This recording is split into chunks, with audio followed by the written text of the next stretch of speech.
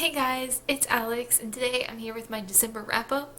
I read 8 books in the month of December, which is not particularly great for me, but I'm okay with it. The first book I read was my reread for the November prompt for the rereadathon, so that was a little bit rough just in and of itself. It took me about the first third of the month just to get through that before I got to anything else. Also, I worked a lot, so 8 books is kind of like about realistic for what my life was like in December, and I don't think I could have actually read much more. But to get into the books that I read, the first book I read, which as I said was for the November rereadathon prompt, was Middlesex by Jeffrey Eugenides. This is a historical fiction family saga about an intersex character. Cal is intersex. He learned that when he was about 15 years old, and this story is Cal talking about his past, talking about his grandparents' lives, how they came to be, talking about his parents' lives, how they came to be together, and then talking about himself and what he dealt with growing up. I gave this book 4 stars. I do think it has a fair number of issues that I discussed kind of in depth in the reflections video that I posted when reading this, but I do love it. I love Jeffrey Eugenides' writing style. I love the way he captured the whole family story, like every single intricate tiny detail. It's so painfully slow but fascinating and kind of all-consuming in that way that it just feels real because there's so much detail, and I love that. And the intersex rep is a bit questionable. Eugenides didn't talk to any intersex people. He talked to a number of experts and medical professionals, but not any people who are actually intersex. So that's never really a good sign. But I just adore this book. I gave it 4 stars, and I think it's one of those books that even though Jeffrey Eugenides is allegedly not a great person, I don't know super much about him, but what I hear is very, very negative, I do think this book is wonderful. The second book I read was Day by Elie Wiesel. This is the 3rd book in the Night trilogy, as it's kind of defined, although not really a trilogy. I buddy read this with Dane from Dane Reads, and I think we were both kind of disappointed by this one. We buddy read Dawn, which was the 2nd book in the trilogy, together, and we both liked that one more, and we both thought Night was by far the standout of this series. Night is a memoir. It's a nonfiction account of Elie Wiesel's time in Auschwitz, one of the concentration camps during the Holocaust. Dawn is a novel about a young man who becomes part of a terrorist group in British-occupied Palestine. And then Day is about a Holocaust survivor who gets into a car accident, potentially because he's suicidal, and it's kind of just a lot of philosophy and a lot of talking about his feelings and what it means to have survived the concentration camp and what it means to not want to be alive.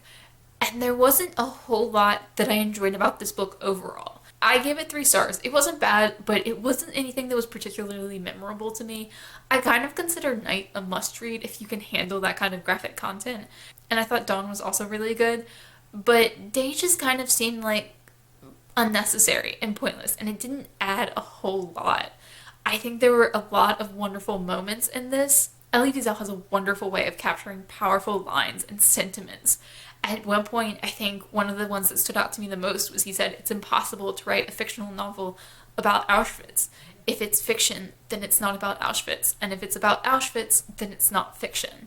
And that was something that really stood out to me and that I really, really enjoyed. But beyond the individual moments, it didn't feel like this book mattered as a whole. As a whole, I thought it was fine. I think if you read the first 2, you might as well read this one just to finish it off, but I don't really think it counts so much as a trilogy. I don't think the 3 have a lot in common apart from similar themes, but I don't know. It was fine. It wasn't great. It wasn't spectacular. I kind of wanted to like it more than I did, but it was still an okay read. The next book I read was Lock and Key by Sarah Dessen. This was a reread for me. It's a young adult contemporary novel that focuses a lot on a romance. Remy is abandoned by her mother. She's living on her own until she's found out and sent to social services because she's only 17, and there she's reunited with her long-lost sister and her sister's new husband, who she's never met. This was a Sarah Dessen novel that I really enjoyed when I first read it in high school, but I didn't like the reread quite as much as I liked the original. And I think part of it was because I experienced it on audiobook.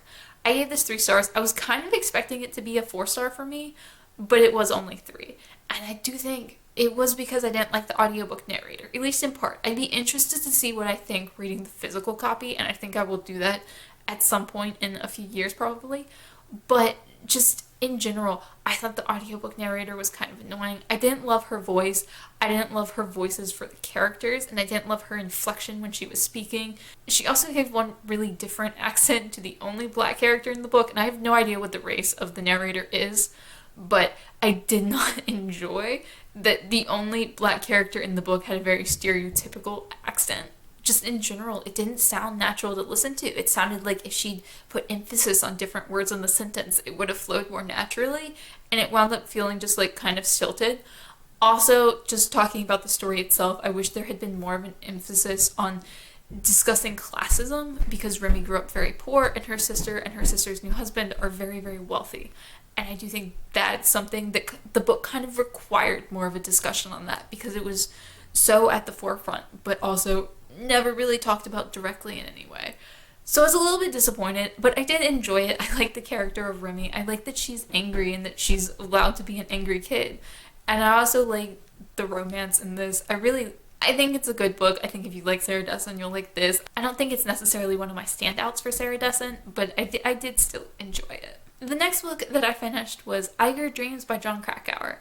This is a nonfiction collection of articles that he wrote in the 80s about mountain climbing. This is what Jon Krakauer was originally known for. He was a journalist who wrote a lot about rock climbing, a lot about mountain climbing. Like, he was an outdoors journalist, and he's kind of gotten away from that a little bit in recent years. So it was interesting to see where his roots were in writing.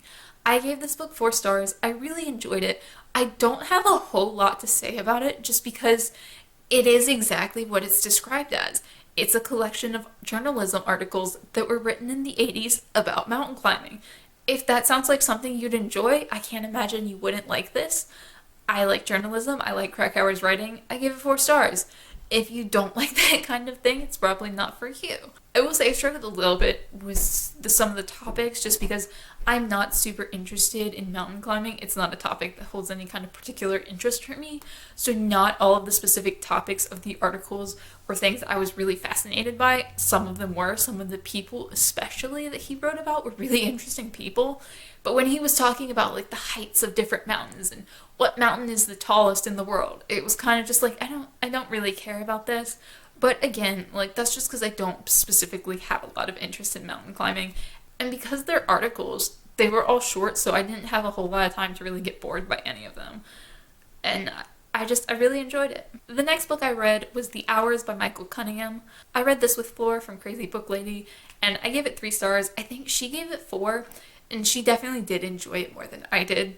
This is kind of in some ways a retelling of Mrs. Dalloway by Virginia Woolf, and in other ways a response to it. There are 3 major sections of this book. One is about Virginia Woolf herself, and specifically her suicide and mental health issues. One is about a housewife in the 40s, and then the other focuses on the LGBT plus community, and especially the AIDS epidemic of the 90s. I liked some of the stories. I thought they were all interesting enough, but I never felt super invested in this book. I never felt like I really cared about any of these characters.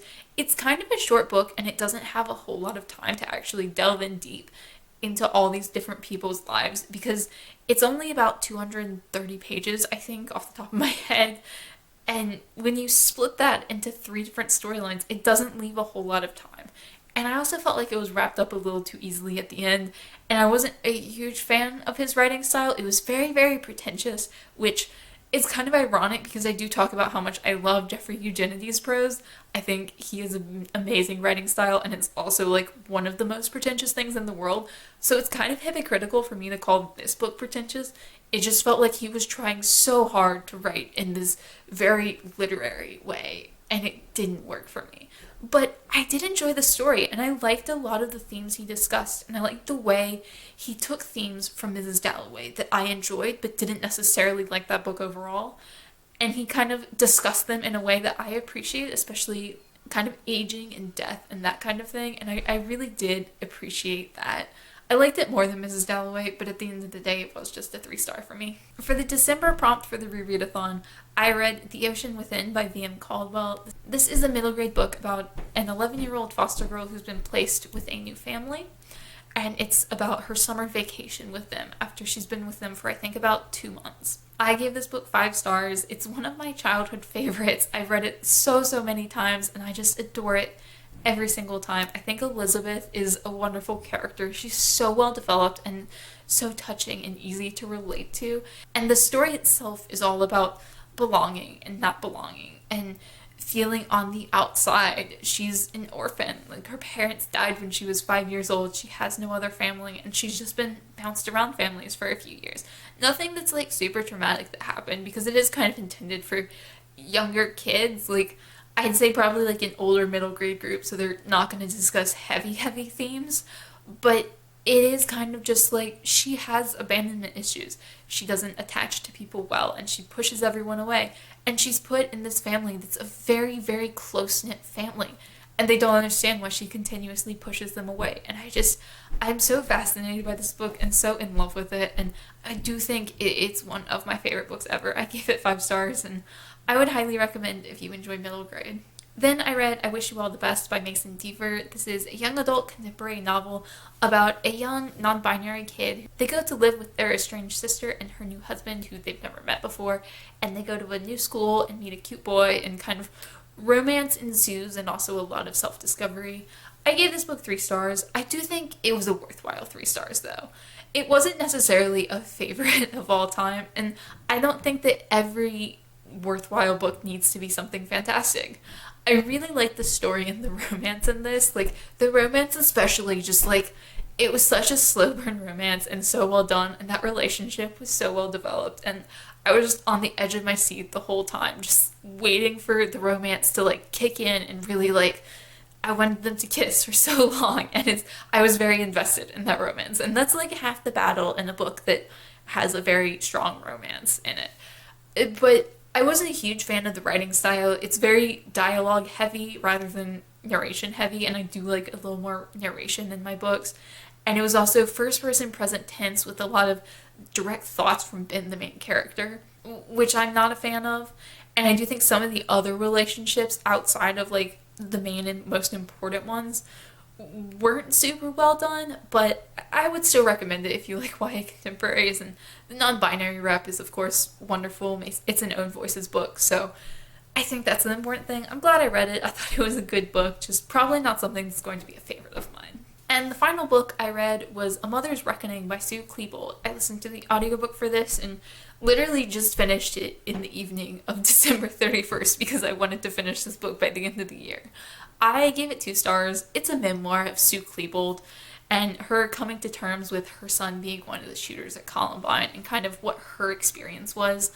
I didn't think it was particularly worthwhile.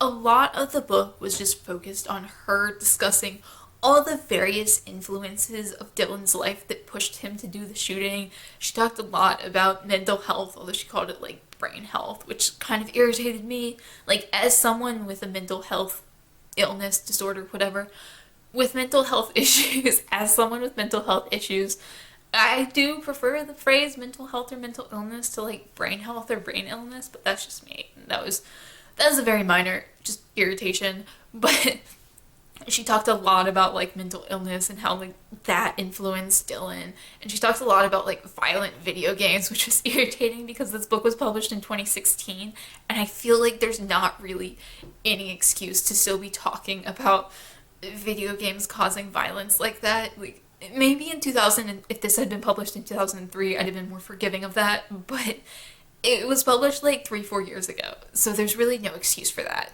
And she talked a lot about Eric's toxic influence and like did blame a lot of it on Eric, which is kind of a common theme, but it also sounds very different coming from the mother of the other shooter. And she talked about, I'm forgetting what else she talked about, but there were a lot of reasons why Dylan did what he did, apparently. And she kept saying she wasn't trying to excuse it, but also his horrible depression. He was so depressed and just wanted to die, and I think she just irritated me. Oh, the bullying, that was the one I left out. She was big on the bullying narrative, which is kind of like questionable as to whether or not it actually happened. There's really like not a whole lot of proof one way or the other. Some people are like, oh, he was bullied. Some people think he was a bully. Some people think like he was both a bully and bullied. Sue Klebold was kind of in that camp, and I'm more of like a, from what I've read, it kind of seems like he was just a bully. But I don't know. I can't really blame her too much for that, just because, like, it's her kid. Like, her kid shot up a school. Of course she's gonna look for any reason to, like, not excuse it, but, like, not excuse it or justify it, but just to, like, explain why he did it, like, to herself, not to anyone else. And it seemed like that was kind of what the book was, and it irritated me. I'm not mad at her. Like, if this had been written by anyone else, I'd probably be destroying it, but it's just like, it was her kid. Like, of course she's trying to look for a reason as to why it happened and what made him do it. She loved him, and I don't know. I didn't like the parts of the book that were actually about her experiences and, like, what she went through and just, like, what happened to her after the shooting. I thought that was interesting and kind of insightful, but a lot of the book was just discussing Dylan's history and stuff, and I didn't have a whole lot of views for that. But 2 stars. I wouldn't really recommend it unless you read, like, a lot of books about Columbine, and then, like, of course you should probably go ahead and read it, but I didn't get a whole lot out of it. So that was everything that I read in December, so that wraps up all of 2019, which is kind of ridiculous to look at now that we're in 2020. But let me know if you've read any of these, what you thought of them, if you agree or disagree with me on anything. I always love to talk to you guys down below. As always, thank you guys so much for watching, and I will see y'all again soon.